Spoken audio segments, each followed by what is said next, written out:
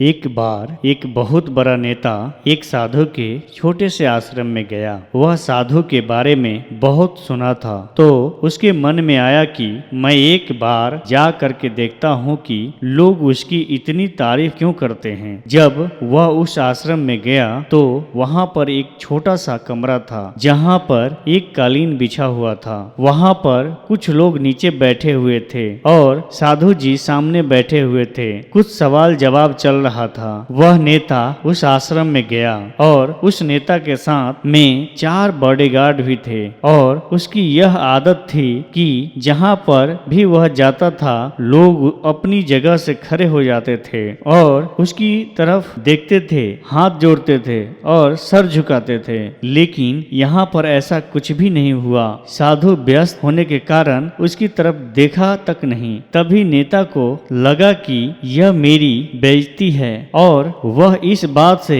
गुस्सा हो गया। नेता ने थोड़ा गुस्से से साधु की बात को बीच में काटते हुए कहा कि मैं आपसे कुछ कहना चाहता हूँ। साधु ने उसकी तरफ देखा और बोला, आप थोड़ी देर रुकिए, पहले मैं इनके सवाल का जवाब दे दूं, उसके बाद मैं आपसे बात करता रहूं। तब तक आप अगर चाहे तो आप बैठ सकते हैं। बस साधु का इतना कहने की ही देरी थी, नेता का चेहरा गुस्से से लाल हो गया और फिर उसने अपना सारा गुस्सा उस साधु पर निकाल दिया। अभी तक वह नेता बहुत तमीज से आप कह करके बात कर रहा था, लेकिन अब वह तू तराक पर उतर गया। नेता ने उस साधु को कहा, तुम्हें पता भी है मैं कौन हूँ और तू किससे बात कर रहा है? साधु ने उसकी तरफ देखा और कहा, मुझे इससे कोई फर्क नहीं पड़ता कि आप कौन हैं। आप कोई भी हैं। अगर आप चाहते हैं कि मैं आपके सवाल का जवाब दूं या आपसे बात करूं तो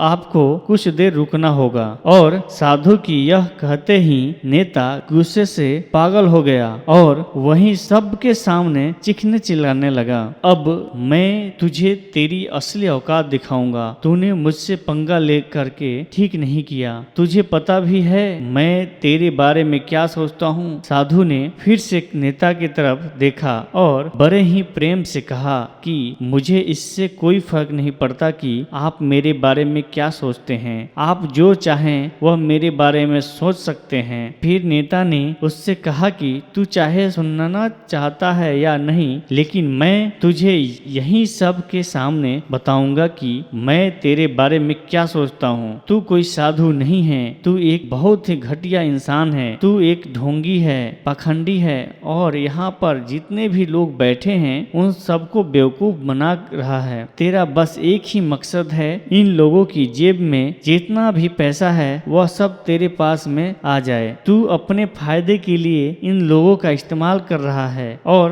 अब मैं तुझे नहीं छोड़ने वाला हूँ। पूरी दुनिया के सामने तेरा पर्दाफाश करके रहूंगा। लेकिन उसके इतना बोलने के बाद भी हल्की सी मुस्कान उस साधु के चेहरे पर बनी ही रही। यह देखकर वह और भी तिलमिला गया और उसने कहा, अब बहुत हो गया। अब मैं यहाँ 1 मिनट भी नहीं रुकने वाला। लेकिन अभी भी तेरे पास मौका है। अगर मुझसे माफी मांगनी है या मुझसे कुछ कहना है तो कह सकते हो। इतना सब होने के बाद भी साधु के चेहरे पर मुस्कान थी और वह बिल्कुल शांत था। और फिर उन्होंने अपनी आंखें बंद करी और फिर साधु ने अपनी आंखें खोली, हाथ जोड़े और कहा कि मुझे आपसे कोई गिला शिकवा नहीं है। आपके लिए मेरे मन में कोई भी गलत ख्याल नहीं है। जो भी मेरे बारे में आपने कहा वह आपकी अपनी सोच थी, तो मुझे आप में कोई भी बुराई नजर नहीं आती है। मुझे आप बहुत ही भले इंसान लग रहे हैं। और साधु के इतना कहते ही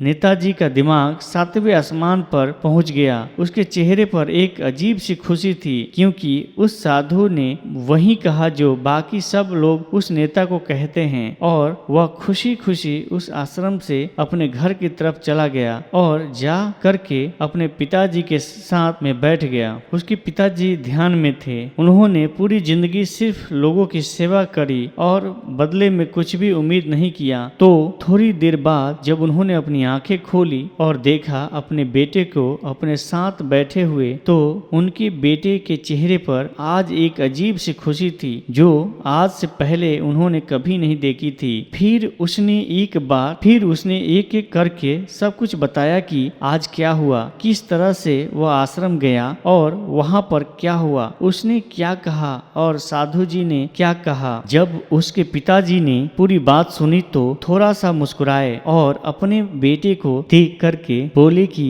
उन्होंने तुम्हारी तारीफ नहीं करी, क्योंकि उन्होंने वह नहीं कहा कि जो तुम हो, उन्होंने वह कहा कि जो वह खुद है, और तुमने जो भी कुछ उनको कहा वो नहीं कहा कि जो वो हैं, बल्कि तुमने वह कहा जो तुम खुद हो। यही बात वेदों में भी कही गई है, यदा दृष्टे तथा धृष्टे। यह दुनिया तुम्हें वैसी नहीं दिखती जैसे यह दुनिया है, यह दुनिया वैसी दिखती है जैसे तुम खुद हो। जिसकी नजर जैसी है उसके लिए यह दुनिया वैसी ही है। तो अगर तुम अपनी दुनिया को बदलना चाहते हो तो उसका सिर्फ एक ही तरीका है, अपनी नजर को बदलो। दोस्तों, इस कहानी से मैंने आपको अपने नजरिया को बदलने की बारे में समझाने की कोशिश की है। अगर ये मेरी कहानी आपको अच्छी लगी है तो इसे लाइक करें, कमेंट करें और मेरे चैनल को सब्सक्राइब करें। धन्यवाद दोस्तों।